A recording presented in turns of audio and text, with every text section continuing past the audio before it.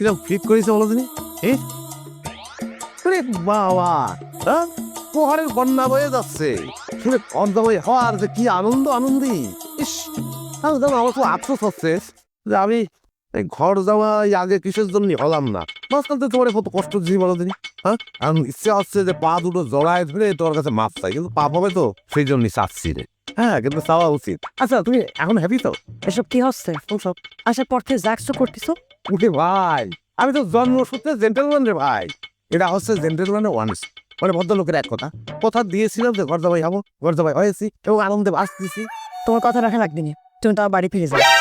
বাড়ি? ঠিক আছে, বাড়ি করে পাবো।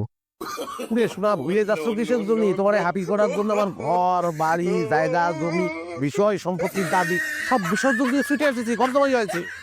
বুঝে গেছি শুনবি?